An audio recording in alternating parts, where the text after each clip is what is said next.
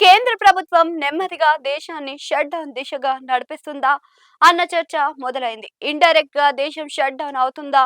దేశంలో క్రియాశీలక కార్యకలాపాలు నెమ్మదిగా బాహటం నుంచి తెర వెనక్కి పోతున్నాయా అన్న డిస్కషన్ కూడా సాగుతుంది. దానికి దేశాన్ని ఏలుతున్న ప్రధాని నరేంద్ర మోదీ గత 2 రోజులుగా ఇస్తున్న బలమైన సంకేతాలే నిదర్శనంగా చెప్తున్నారు. నరేంద్ర మోడీ ఏం మాట్లాడినా ఆయన దేశానికి ప్రధాన మంత్రి కాబట్టి ఆయన చెప్పే ప్రతి మాట కూడా అధికారికంగానే చూడాల్సి ఉంటుంది. అది ఒక శాసనంగానే భావించాల్సి ఉంటుంది.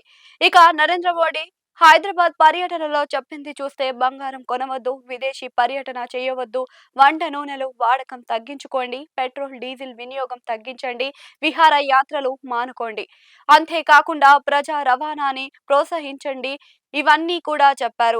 దాన్ని కొనసాగింపుగా అన్నట్లుగానే తాజాగా ఆయన గుజరాత్ పర్యటనలో కీలకమైన మరొక స్టేట్మెంట్ ఇచ్చారు. అదేంటి అంటే దేశంలోని పాఠశాలలు ఆన్లైన్ క్లాసులు నిర్వహించాలని కోరారు. దేశంలోని ప్రధాని ప్రైవేట్ చారిటీ స్కూల్స్ ఆన్లైన్ క్లాసులకు షిఫ్ట్ అవ్వాలి అని ప్రధాని స్వయంగా సూచించారు. పశ్చిమాసియా యుద్ధం ప్రభావం నేపథ్యంలోనే ఇంధనాన్ని ఆదా చేయాలని కూడా ఆయన కోరుకుంటున్నారు. ఇక దేశంలోని కంపెనీలు వర్క్ ఫ్రం హోమ్ కి ప్రాధాన్యత ఇవ్వాలని చెబుతూనే ఈ కీలకమైన సూచనలు చేశారు. గుజరాత్ పర్యటన సందర్భంగా నరేంద్ర మోడీ మరోసారి బంగారం కొనుగోలును తగ్గించుకోవాలని, దేశీయ ఉత్పత్తులను ప్రాధాన్యత ఇవ్వాలి అని ప్రజలను కోరారు. ప్రధాని ఈ విధంగా ఇచ్చిన ప్రకటనలు చూస్తూ ఉంటే గతంలో అంటే దాదాపు 5 ఏళ్ల క్రితం సంభవించిన కరోనా లాంటి పెను విపత్తుల సమయంలో ఏర్పడిన సన్నివేశాలు మళ్ళీ చూస్తామా అన్న చర్చ మొదలైంది. వర్క్ ఫ్రం హోమ్ లాంటి కార్యకలాపాలు కానీ, ఆన్లైన్లో చదువులు లాంటివి కానీ మళ్ళీ సంభవిస్తాయా అంటే ఇవన్నీ జరిగే సూచనలుగా చాలా స్పష్టంగా కనిపిస్తున్నాయి. ఈ రకంగా ప్రధానమంత్రి చేస్తున్న వరుస ప్రకటనలు చూస్తే ఒక విషయం అర్థమవుతుంది. దేశం నెమ్మదిగా షట్ డౌన్ దిశగా సాగుతుంది అనేది అర్థమవుతుంది.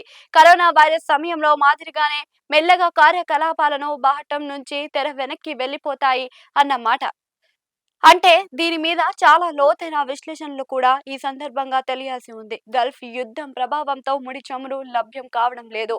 దాంతో పెట్రోల్ డీజిల్ లాంటివి తగ్గించాలి అని చెబుతున్నారు. అయితే ఇప్పుడు వర్క్ ఫ్రం హోమ్ ఆన్లైన్ తరగతులు అంటున్నారు. బంగారం కొనవద్దు అని కూడా మోడీ చెబుతున్నారు.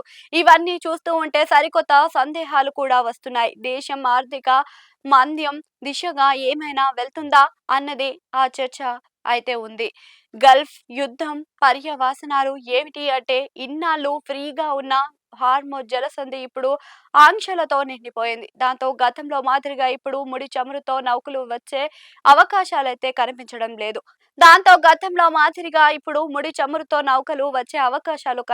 లేదు. దాంతో పాటు అమెరికా, ఇరాన్ ఈ దేశాల మధ్య యుద్ధం పూర్తిగా ఆగుతుందని చెప్పలేని పరిస్థితి ఉంది. వీటిని దృష్టిలో పెట్టుకొని ప్రధాని నరేంద్ర మోదీ ఈ విధంగా ప్రజలకు సూచనలు, సలహాలు ఇస్తున్నారా అన్న చర్చ అయితే సాగుతుంది. ఇవన్నీ పక్కన పెడితే ఈ రోజున ప్రపంచమంతా ఎక్కడ చూసినా వర్క్ ఫ్రం హోమ్ వద్దని అంటున్నారు. కానీ దానికి భిన్నంగా రివర్స్ లో దేశంలో ఆన్లైన్ తరగతులు వర్క్ ఫ్రం హోమ్ అంటున్నారు. అంటే ఎలా అది సాధ్యమవుతుంది? ఏమిటి మోడీ మాటలు వెనకాల అర్థాలు అన్నది కూడా అంత ఆలోచిస్తున్నారు. ఇవన్నీ మోడీ పాలన వైఫల్యాలు అని ప్రతిపక్ష నాయకులు రాహుల్ గాంధీ అంటున్నారు. గత 12 ఏళ్ల పాలన తర్వాత దేశ ప్రజలు ఏం తినాలి, ఏం కొనాలి, ఎక్కడికి వెళ్ళాలి అని చెప్పాల్సి వస్తుందని ఆయన మోడీ పాలనను ఎండగట్టారు. జవాబుదారీతనం నుంచి తప్పించుకునేందుకు మోడీ ఇలాంటి ప్రకటనలు ఇస్తున్నారు అని రాహుల్ గాంధీ తీవ్రంగా విమర్శలు చేశారు.